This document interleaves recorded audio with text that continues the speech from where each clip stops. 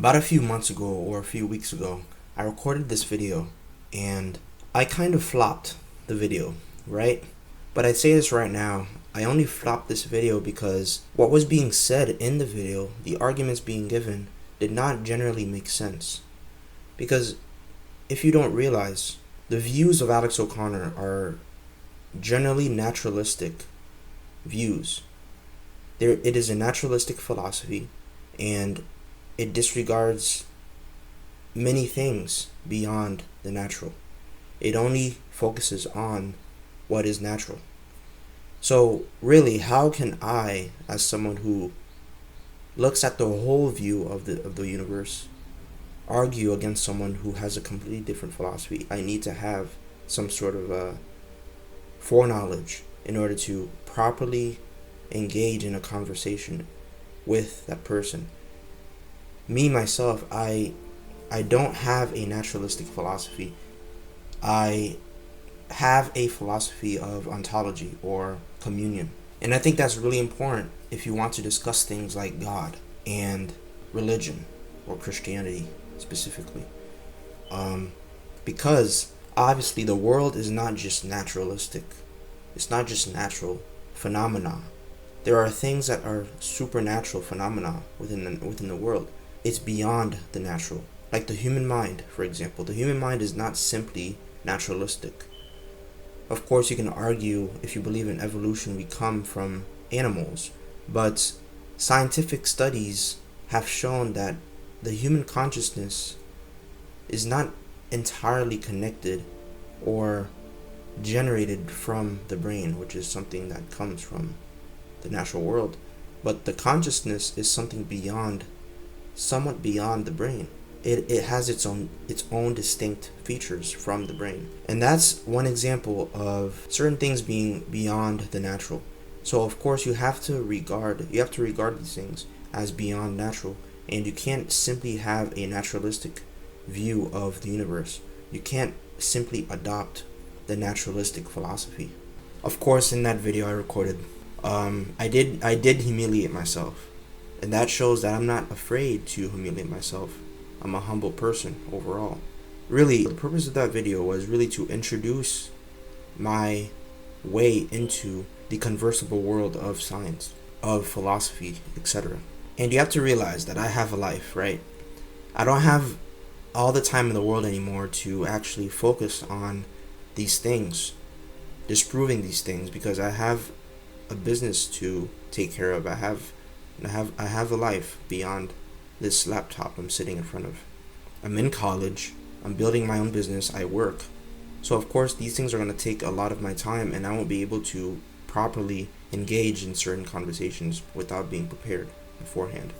But now I have been prepared because it's summertime, and I have gotten back into my philosophical thinking and my scientific studies. Of course, one of the main reasons why people or skeptics reject God or the Christian God is because of suffering. Not just simply suffering, but meaningless suffering. They exhibit this suffering to have no meaning, no purpose, no end to it. It has no effect on anything. It doesn't help grow anything. So they think that meaningless suffering shows that God could not possibly exist. But that is wrong. And it is worse in the naturalistic lens, in the atheistic lens, to realize this than to realize this in the Christian lens. And let me tell you why. Because if meaningless suffering does exist, then why does it happen in the naturalistic worldview? You would tell that person who is suffering for no apparent reason that the suffering, there's no purpose for it. There's no reason for it. It's just happening because maybe you just deserve it. I mean, there's no possible answer that you can give to someone who is suffering but has no reason as to why they are suffering.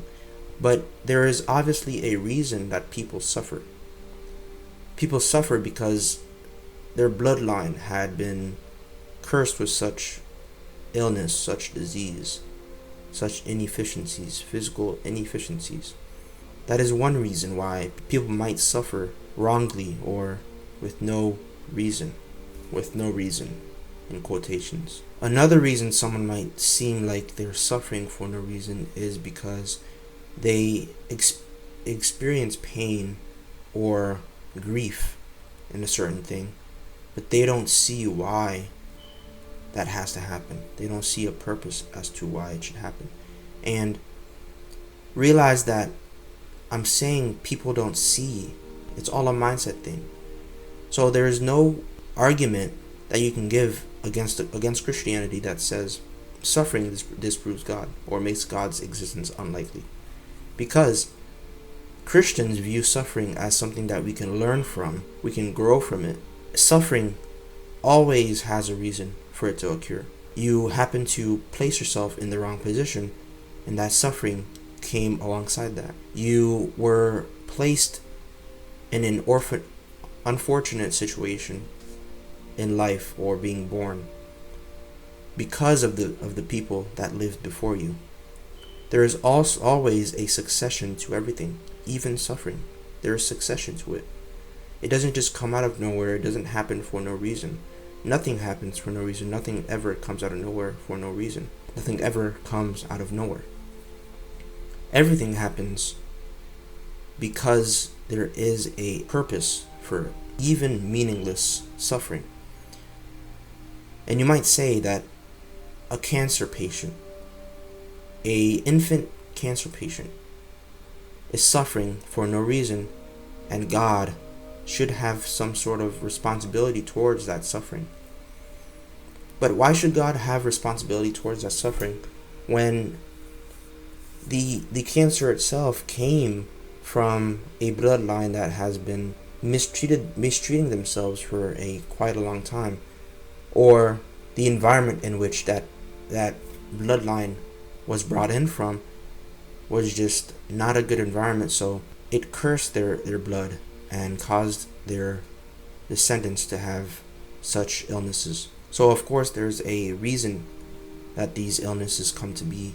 And you'd say that God does not deal with these illnesses, but of course God would deal with these illnesses in the Christian lens, because no illness, no suffering, no evil, no pain can outweigh the goodness of God, the goodness of life, or the purpose of being in general.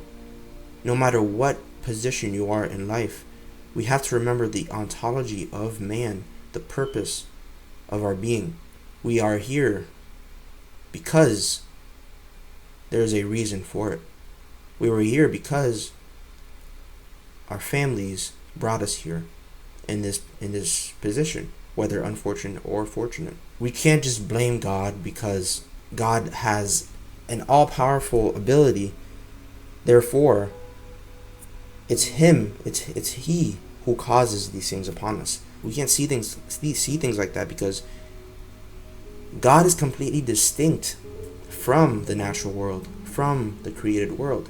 That's why it's called the created world, because God is completely distinct from it.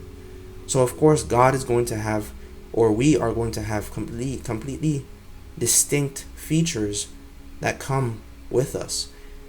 The fact that we are created means that we are finite. We degrade. So in degradation, in finiteness, there is always going to be inefficiency, because we are finite.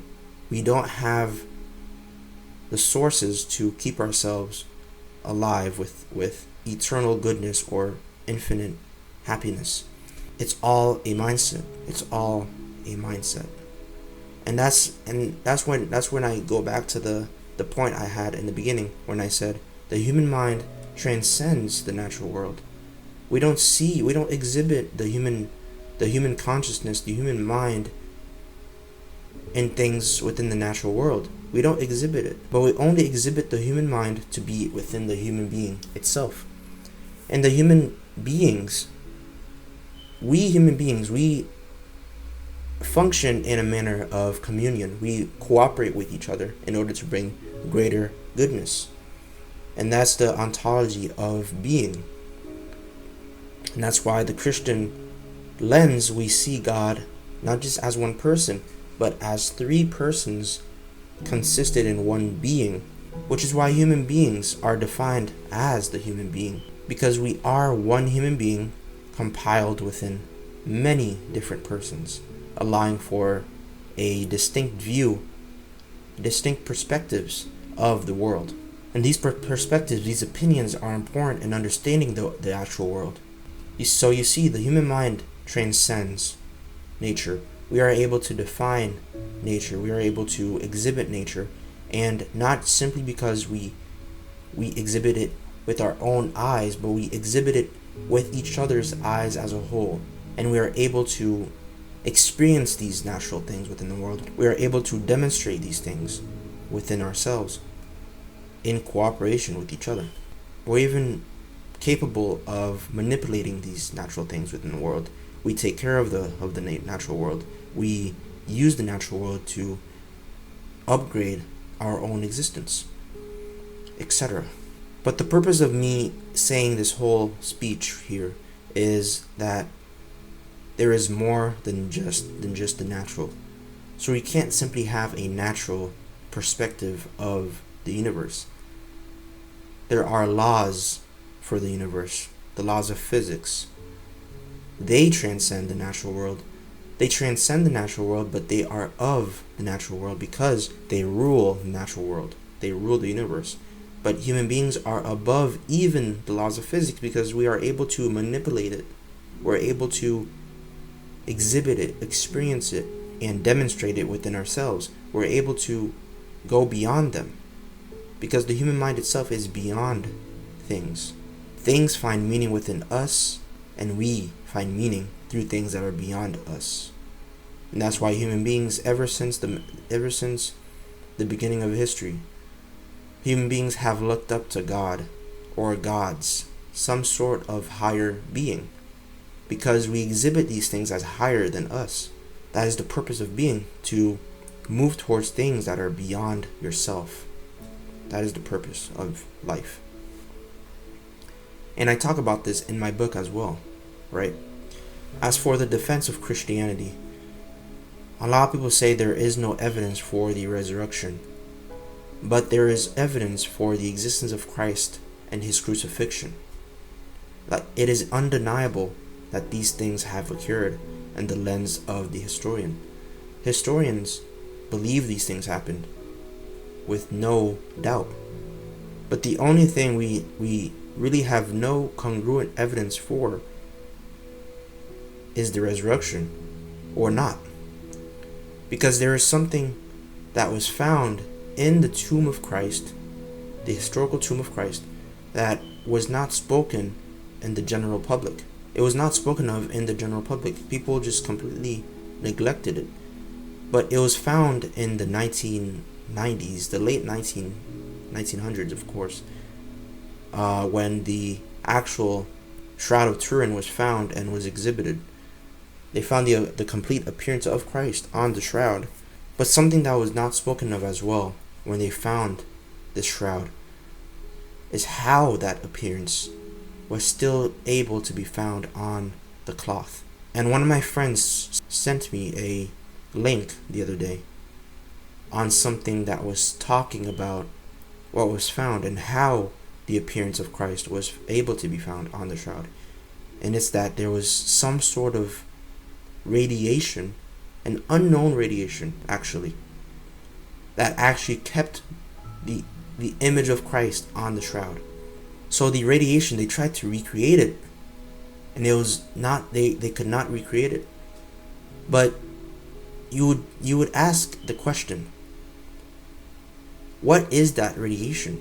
Because we know that Christ, according to scriptures, according to the traditions of Christianity, that Christ is man and God. And when he rose from the dead, he would have some sort of light, some sort of power, some sort of radiation being radiated from his being, because he is God, and scripture itself says that he was glowing when he rose from the dead.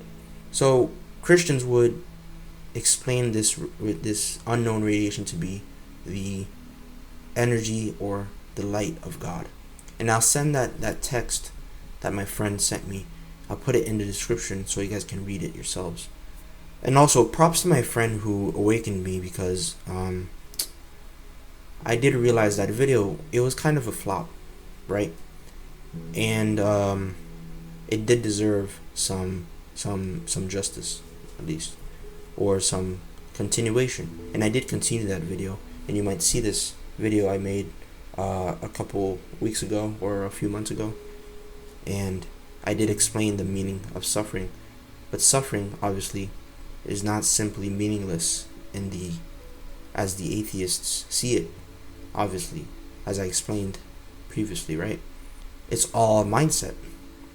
You can't even experience suffering without a mind, something that transcends the natural world. So suffering, we see it to be something that transcends really the natural world itself. It's not something that actually exists within the natural world, but we experience it as personal beings, as beings with a judgment. If we didn't have judgment, if we didn't have this sense of logic within our brains, we wouldn't be able to determine whether what was suffering or what was not suffering. But honestly, that's it. That's all I got for this video. If you'd like for me to talk about something like why God allows free will and why God allows suffering, make sure to like this video and send it to more people so they can realize the truth of the reality, right? And I'll make that video, and it's going to be a really good video explaining why God allowed suffering, why God allowed human beings to have free will and end up placing ourselves in a position that is quite unfortunate. But it's not the end of the world, because God is obviously in control. But if you enjoyed this video, please comment in the comment section what you thought of what I said, and send it to other people, like I said, right? So they can learn about the truth and learn about the truth of the world. And subscribe to support me, so this YouTube channel, this work I do, can go on to the end of my life. People always misunderstand me. They always underestimate me. I didn't create that video that I absolutely flopped for no reason. I had an intention of creating it. So you can't simply say that I'm just an idiot who's making videos, who knows nothing of what he's talking about. If I made a video of it, then obviously I have an idea of it. But like I said in the beginning, the reason I flopped that video is because the video in of itself, the arguments within it just made no sense, because it disregards everything but the natural world. But obviously there's things beyond the natural world, like I said in this entire video. Alright, but anyway, I'll see you guys in the next one, and thanks for watching to the end. I really appreciate it, and see ya.